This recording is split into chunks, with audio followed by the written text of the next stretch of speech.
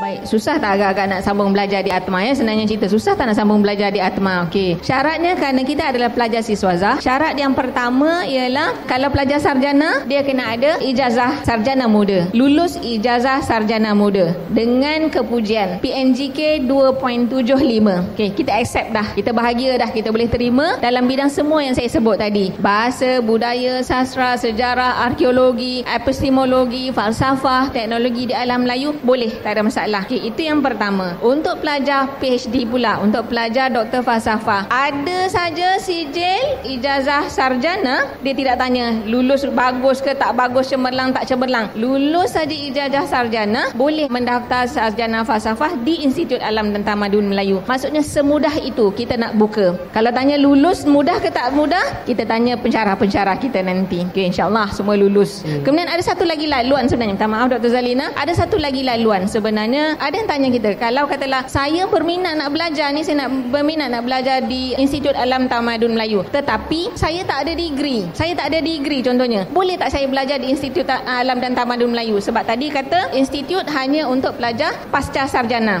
Jawapan saya boleh. Maksudnya kalau saya ada STPM contohnya, atau saya ada diploma misalnya. Okey, saya tak ada degree kan? Saya tak ada sarjana muda. Okey, boleh tak saya masuk sarjana? Boleh, dengan syarat. Dengan syarat kita ada pengalaman bekerja tidak kurang dari 7 tahun dalam bidang kita. Contoh, saya bagi contoh, katalah saya seorang curator museum, tetapi saya cuma ada diploma sahaja dan saya bekerja 7 tahun. Boleh tak saya sambung di ATMA? Boleh. Terus masuk ke kursus sarjana. Jadi kita skip satu tahap. Okey, syaratnya mesti dalam bidang dan kajian kita mesti dalam bidang yang sama. Itu kita panggil apel A. Syarat masuk saja. Prosedur yang lain kena ikut sama. Kedua, katalah saya ada degree. Okey, saya lulus degree dah, tapi dah 15 tahun yang lalu. Saya nak rasa-rasa nak buat sarjana ni, saya dah tak larat dah. Boleh tak saya skip untuk saya masuk Doktor Falsafah? Jawapannya boleh. Melalui laluan yang sama, jawapannya boleh. Menggunakan kemudahan apel A tadi. Tetapi dengan syarat mesti ada surat perakuan bahawa kita bertugas di tempat itu.